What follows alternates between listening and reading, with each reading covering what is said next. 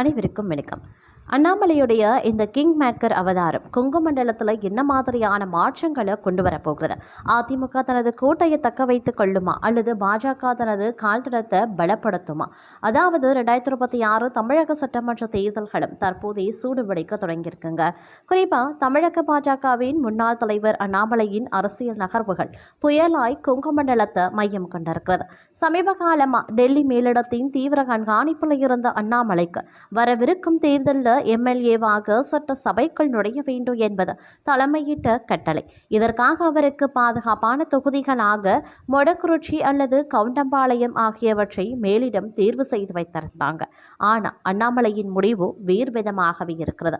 டெல்லி தலைமையிடம் அண்ணாமலை முன்வைத்த வாதம் மிகவும் தீர்க்ககரிதமானது அப்படின்னு சொல்லலாம். இந்த முறை நான் போட்டியிட்டா வெற்றி பெறுவது உறுதி. ஆனால் அதிமுக கூட்டணியில் நான் ஒரு எம்எல்ஏவாக உள்ளே சென்றால் சபையில் என்னால் தன்னிச்சையாக செயல்பட முடியாது.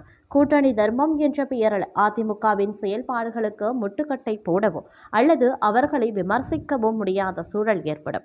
இது எனக்கு தர்ம சங்கடத்தையே தரும் அப்படின்னு வெளிப்படையாகவே தெரிவித்திருக்கார்.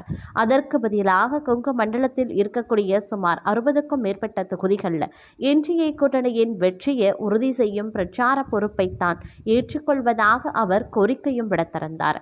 அண்ணாமலையின் இந்த கோரிக்கையை ஏற்றுக்கொண்ட பாஜக தலைமை கொங்கு மண்டல வேட்பாளர் தேர்வில் அவருக்கு முழு சுதந்திரம் அளித்துள்ளது.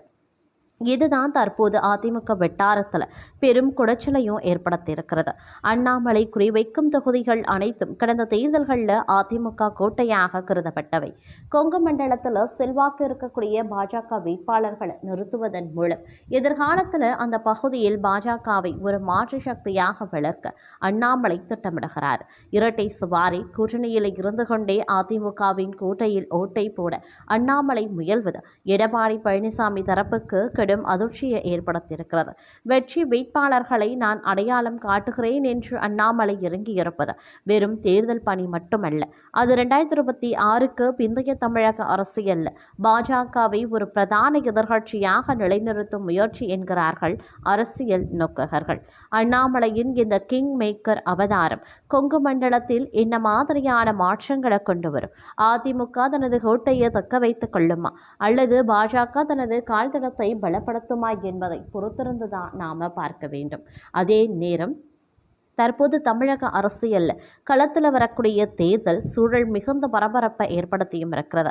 குறிப்பாக பாமக நிறுவனர் ராமதாஸ் அவர்கள் என்டிஏ கூட்டணியில் இணைவது தொடர்பாக பல்வேறு முக்கிய நிபந்தனைகளை விதித்துள்ளதாக தகவல் தெரிவிக்கின்றன. கூட்டணியில் இணைந்ததால் தங்கள் வேட்பாளர்கள் கட்டாயமாக மாம்பழம் சின்னத்தில்தான் போட்டியிடுவார்கள் என்பதில் அவர் உறுதியாக இருப்பதாக கூறப்படுகிறது. பாமகவில் ராமதாஸ் தரப்பு மற்றும் அன்புமணி ராமதாஸ் தரப்பு என கடந்த 1.5 ஆண்டுகளாக நிலவி வரும் கருத்து வேறுபாடுகள் தேர்தல் நேரத்தில் ஒரு பெரிய விவாத பொருளாகவே மாறியும் இருக்கிறது. தற்போது அன்புமணி தலைமையிலான பாமக என்டிஏ கூட்டணியில் இணைந்திருக்கக்கூடிய நிலையில் ராமதாஸ் தரப்பையும் அதே கூட்டணிக்குள் கொண்டு வருவதற்கான முயற்சிகளை பாஜக முன்னெடுத்து வராங்க. இந்த சமரச பேச்சுவார்த்தையில் ஸ்ரீகாந்தி, ஜி.கே. மணி, அருள் உள்ளிட்ட தமக்கு நெருக்கமான 5 பேருக்கு கட்டாயம் தேர்தலில் போட்டியிட வாய்ப்பு வழங்க வேண்டும் என்ற கோரிக்கையை ராமதாஸ் முன்வைத்திருந்தார். இந்த பிரதான நிபந்தனைகளை ஏற்றுக்கொண்டால் மட்டுமே அடுத்த கட்டமாக தொகுதி பங்கீடு குறித்து பேச முடியும் என அவர் தரப்பில் திட்டவட்டமாக கூறப்பட்டுள்ளதாக தெரியுது. ராமதாஸின் இந்த நிபந்தனைகளுக்கு அன்புமணி தரப்பும் சம்மதம் தெரிவித்திருக்கிறதாக தகவல் வெளியாகியிருந்தது. இதன் காரணமாக நீண்ட காலமாக நீடித்து வந்த பாமகவின் இரு பிரிவினரும் இடையிலான மோதல் முடிவுக்கு வந்திருக்கிறது. விரைவில் அவர்கள் ஒரே குடையின் கீழே இணைய அதிக வாய்ப்புள்ளதாக அரசியல் வட்டாரங்கள் சுட்டிக்காட்டுறாங்க.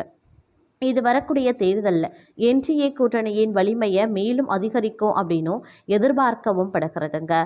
அதே நேரம் தமிழக சட்டமன்ற தேர்தலில் நெருங்கக்கூடிய வேளையில் திமுக கூட்டணியில் தொகுதி பங்கீடு தொடர்பாக பெரும் இழுபறி நீடித்து வருகிறது. காங்கிரஸ் கட்சிக்கு ஏற்கனவே 28 இடங்கள் ஒதுக்கப்பட்ட நிலையில் விசிக, தேமுதிக, கம்யூனிஸ்ட் கட்சிகள், மக்கள் நீதி மய்யம் மற்றும் மதிமுக ஆகிய 6 கட்சிகள் தங்களுக்கு கூடுதல் தொகுதிகள் கேட்டு போர்க்கொடி தூக்கியிருக்காங்க.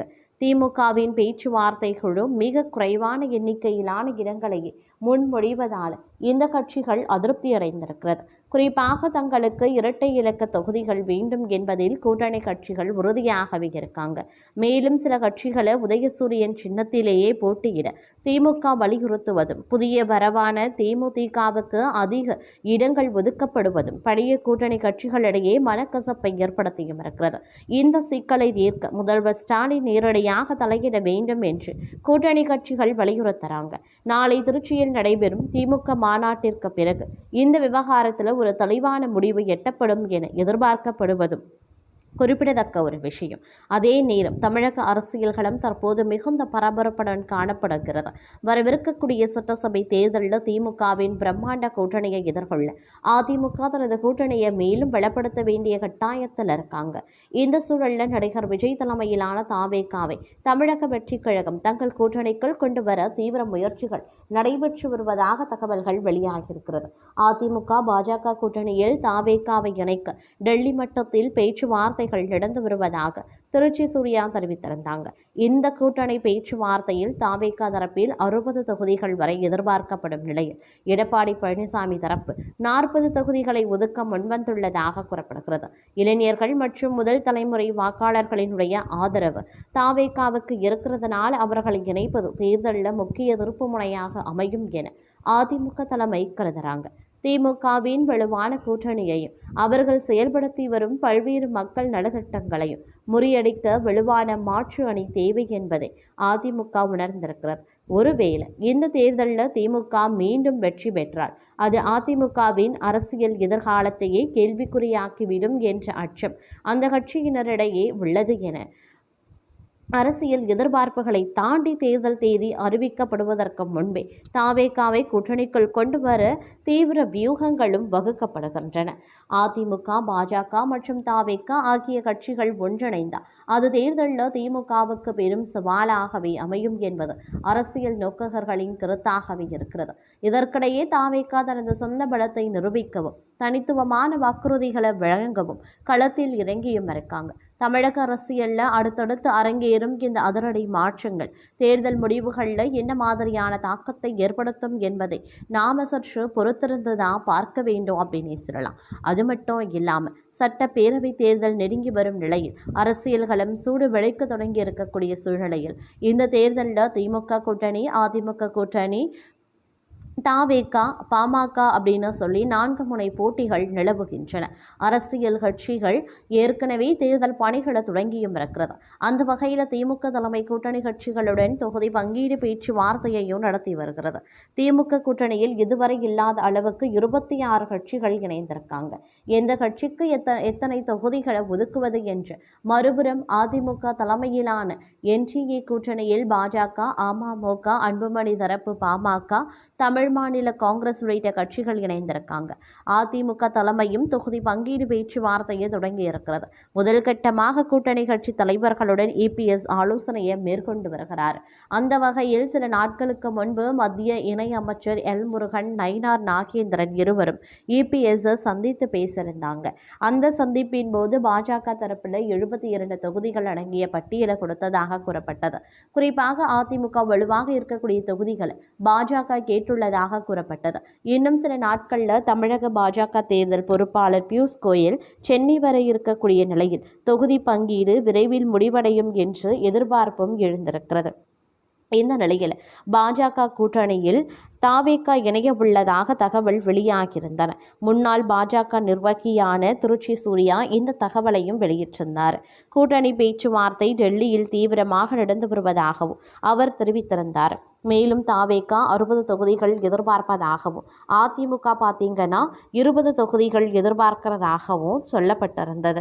அதே நேரம் தற்போது பார்த்தீங்க அப்படின்னா கூட்டணி பேச்சுவார்த்தை டெல்லியில் தீவிரமாக நடைபெற்று வரக்கூடிய நிலையில் அதிமுக தலைமை 40 தொகுதிகள் வரை கொடுக்க தயாராக உள்ளதாகவும் அவர் சொல்லியிருந்தார். இருந்தாலும் இந்த தகவல் எந்த அளவு உண்மை அப்படிங்கிறதும் தெரியலை அப்படின்னு நாங்கள் சொல்லணும். அது மட்டும் இல்லாமல் மார்ச் 10 முதல் தாவேகா வேட்பாளர்கள் வேட்பாளர்களுக்கான நேர்காணல் நடைபெறும் அப்படின்னு அறிவிக்கப்பட்டிருந்தது. அரசியல்களும் நாளுக்கு நாள் சுடுபிடிக்க ஆரம்பிச்சிருக்கக்கூடிய நிலையில் ஒவ்வொரு கட்சியும் மற்றவர்களுக்கு போட்டியாக வாக்குறுதிகளை அள்ளி வீசி வந்துட்டு இருக்காங்க. தமிழக வெற்றி கழகம் சார்பிலும் சில வாக்குறுதிகளை நேற்று மகளிர் தினத்தில் பேசிய விஜய் வெளியிட்டிருந்தார்.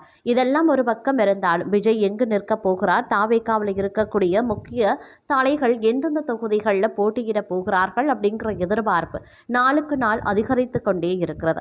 இந்த நிலையில மார்ச் 10 முதல் தாவேகா வேட்பாளர்களுக்கான நேர்காணல் நடைபெறும் என அறிவிக்கப்பட்டிருந்தது.